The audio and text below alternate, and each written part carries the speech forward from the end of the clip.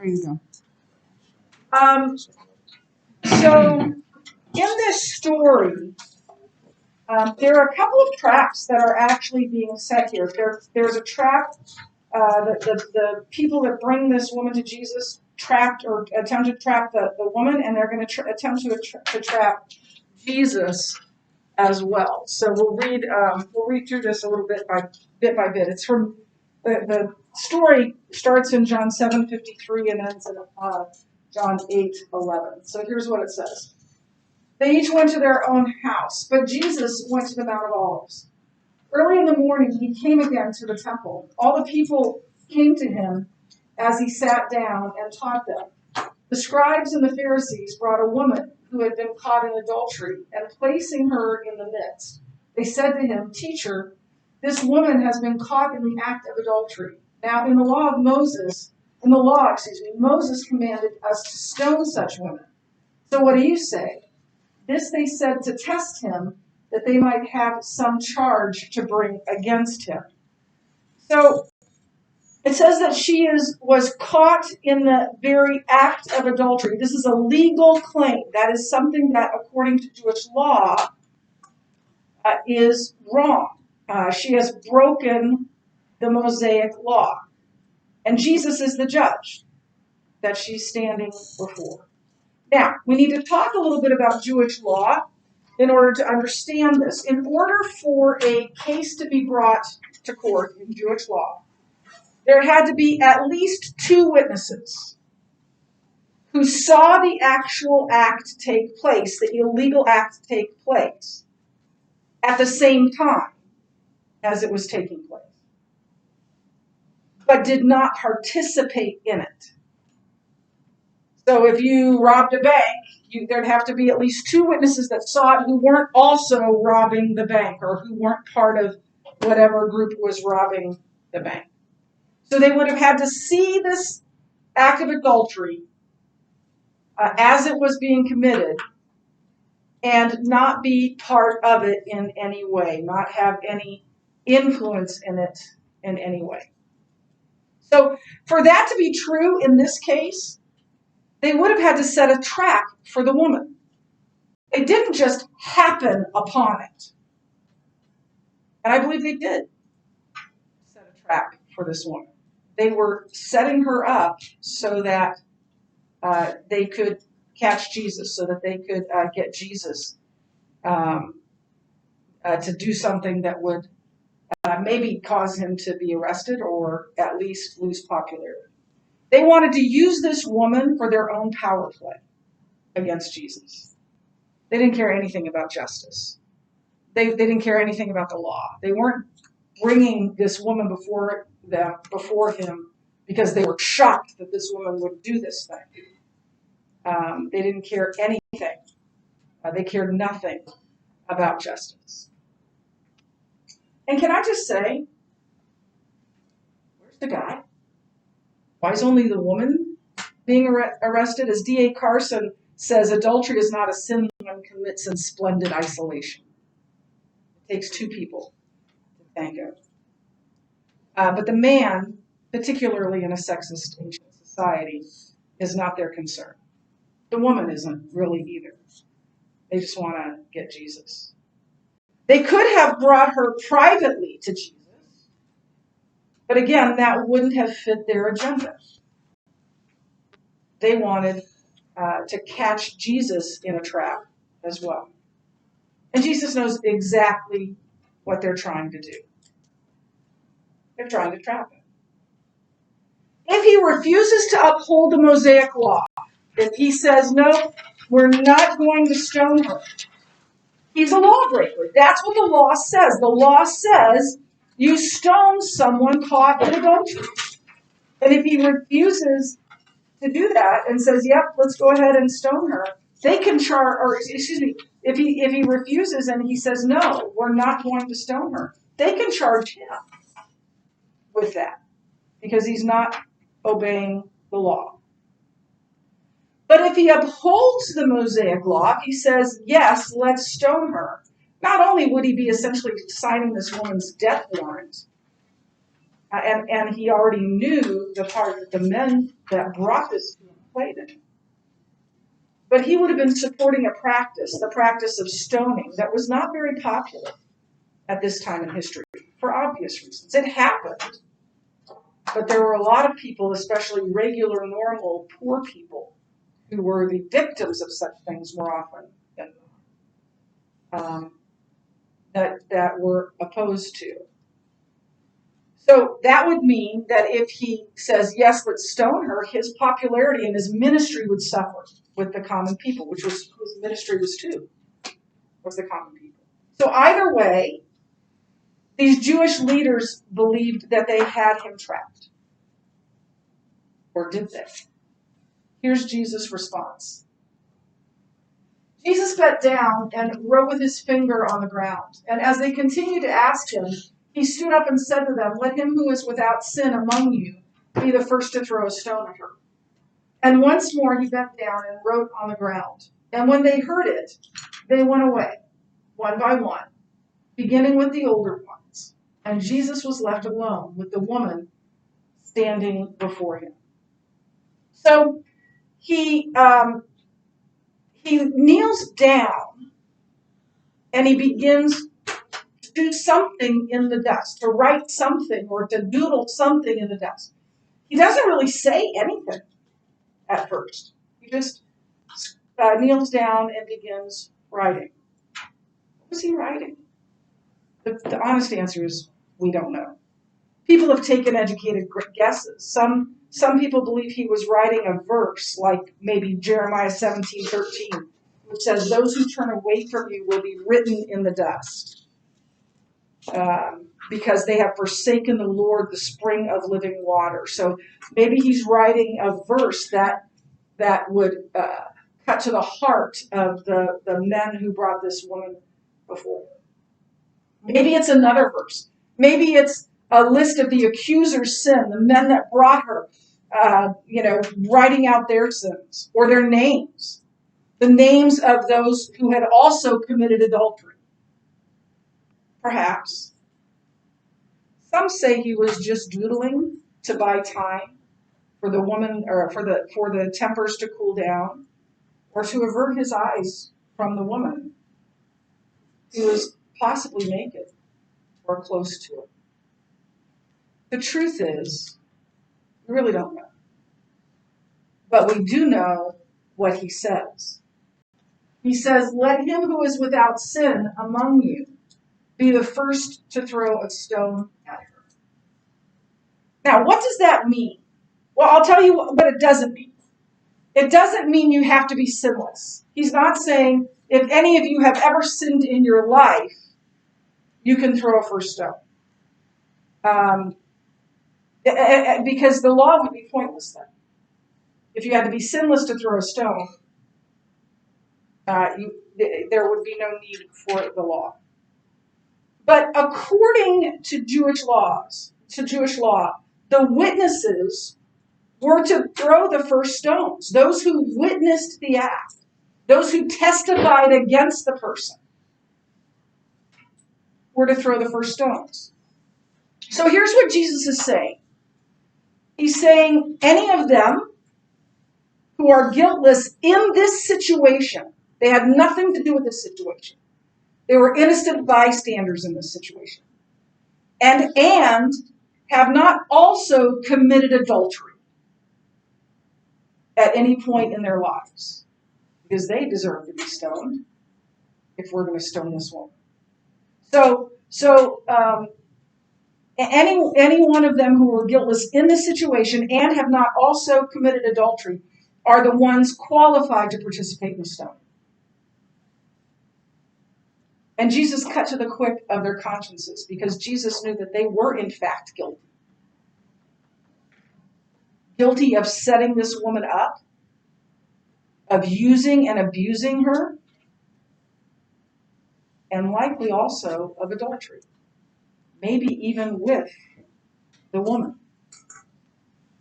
So one by one, they walk away until Jesus and the woman are left alone. And there is restoration in these verses. Jesus stood up and said to her, "Woman, where are they? Has no one condemned you?" She said, "No one, Lord."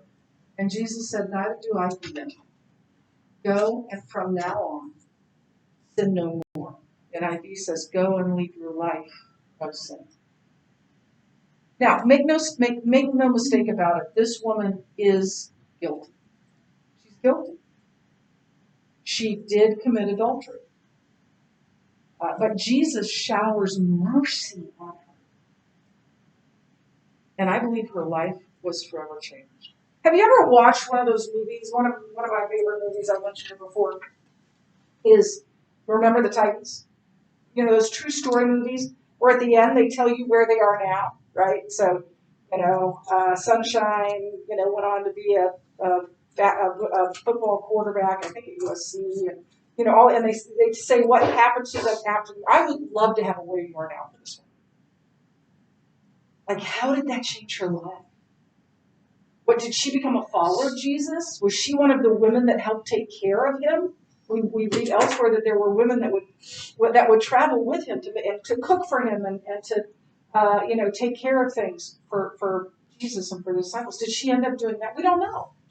We're not told. But I believe that Jesus' mercy on her changed her life. This is what Dr. Gary Berg says. He says this: "The crisp ending of the story captures the seriousness with which Jesus views sin and judgment, even the sin of those who accuse the woman, and his gracious, forgiving outlook on those who are caught in sin's grip." Jesus is not treating her sin lightly. He's not just overlooking her sin. In fact, he is forgiving her while calling her to obedience. "Neither do I condemn you. Go and lead your life of sin." Sin is not treated lightly by Jesus. G.L. Borchert said this: "Sin is not treated lightly by Jesus, but sinners were offered opportunity to start life anew." And it's the same offer he makes to us. This offer to go and sin no more, this "neither do I condemn you, go and sin no more," is the same thing he gives to us. And I believe we are to see ourselves in this woman. And if we don't see ourselves in this woman, maybe it's because our hearts have grown hard concerning our own sinfulness. So I want to do what I usually do when I teach on a passage of Scripture. That's the story. I've told you about the story. I've told you what it says. I've told you what it means. And now I want to apply this story to our lives. And I entitled this, when I first taught this, I entitled this "The Adulterous Woman and Me." And you as well. Because here's the deal: sin is sin. Sin is sin, whether it's lying to your mother or adultery or murder. Doesn't matter. Sin is sin. All sin separates us from God. Even the things we call little sins. I'm not sure there is such a thing as little sin. All of it separates us from God. I'm not sure we believe that. Well, I'm not that bad. I mean, I'm not Hitler. That's a really high bar, right? Really, we're going to go, I've never killed anyone. I'm not that bad. We like to think we're not so bad. But apart from Christ, all sin, any sin, separates us from God. I'm not an adulteress, but my sin nailed Jesus to the cross just as surely as that woman's. The book of Hosea is a picture of human beings and their relationship with God. It is what was called an acted out prophecy. Hosea was a prophet, and God came to Hosea and said, "I want you to marry Gomer." Gomer was a prostitute. And Hosea's like, "Have you met Gomer? You know what Gomer's like?" And he's like, "Yep, go and marry her." And so Hosea goes to Gomer and pays her ransom and brings her home and cleans her up and loves her and lives faithfully with her. And Gomer goes out and is unfaithful to him, leaves him to become a prostitute again. And God says, go get her again. And so he goes and he finds Gomer and he takes her home and he cleans her up and he loves her. And then she does the same thing again. And this is an acted out prophecy. The point of Hosea is this. And what I'm about to tell you is provocative. And I know it's provocative. And I mean for it to be provocative because I want you to understand the seriousness. All sin is whoredom against God. My sin is whoredom against God. And so is yours. Do we believe that? I would suggest that if we don't, if we think that's too harsh, we are in danger of distorting what Christ has done for us. This is, again, Dr. Gary Birch. Christ's forgiveness in each of our lives diminishes as we lose touch with the depth of our own sinfulness. When we no longer see ourselves in the drama of the woman, when we feel we are free from accusation and judgment, we lose sight of God's grace. Jesus is not simply committed to the requirements of the law, but to the care and transformation of the woman before him. And every person who likewise brings a debt of sin into the circle where he sits. So, I am an adulteress. We are all adulterous men and women. I have, in my sin, committed adultery against God. I've been unfaithful to him. And so have you. And that is also us in that circle of accusers, pointing fingers at everybody else's sin and not taking care of our own. And even there, Christ offers forgiveness instead of condemnation. May I never, may we use the mercy of God to excuse our sin, but rather may we, by the power of the Holy Spirit he gives us, leave our lives. Father, thank you for this story. Thank you that it was added along the way somewhere so that we might learn we are no different than the adulterous woman. We have been unfaithful to you time and time and time again, and time and time and time again. You come after us. And you tell us, you are always going to be sin. You are always going to love us. You are always going to be sin. I pray that you would give us a desire for you.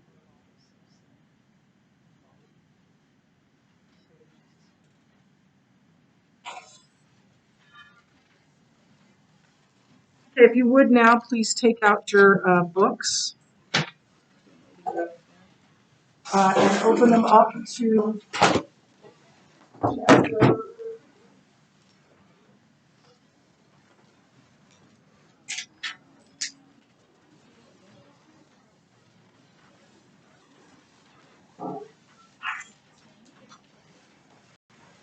So, 19, 20, chapter 20.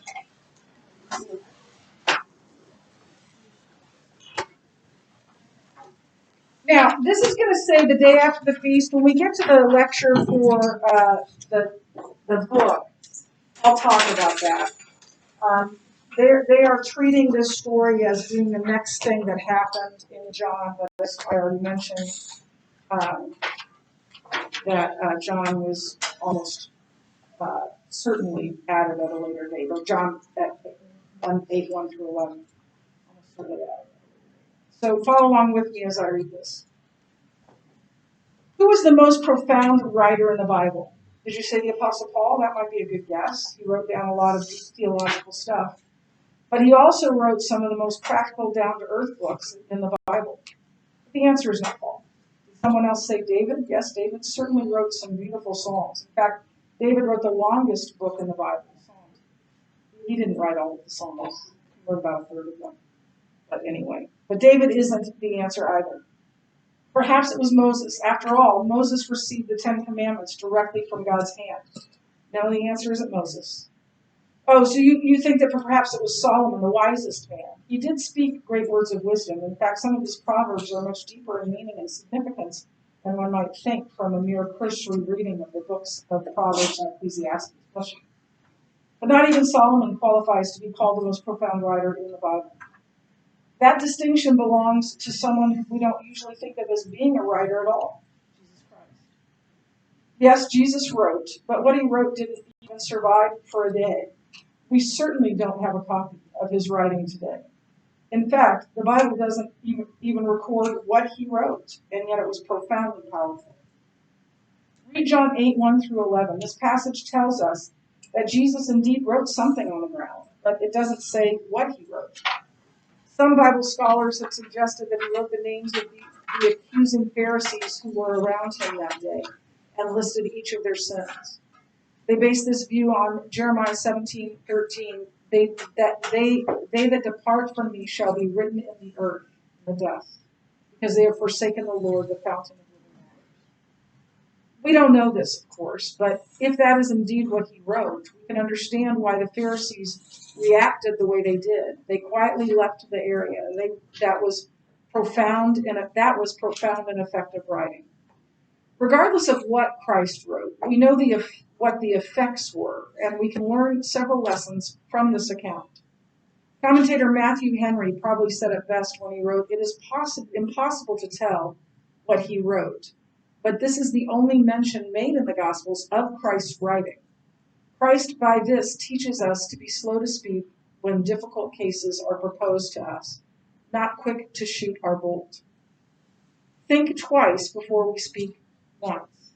But when Christ seemed as though he heard them not, he made it appear that he not only heard their words, but knew their thoughts." Look for other lessons that this incident teaches us as you read, study, and listen to the teacher lesson. So you're going to read John 8, and you're going to answer the questions in this, and this, whatever you don't complete, by the way, it's pages 146 and 147. Whatever you don't complete is homework, so please get that done tomorrow. I'll write that on the board.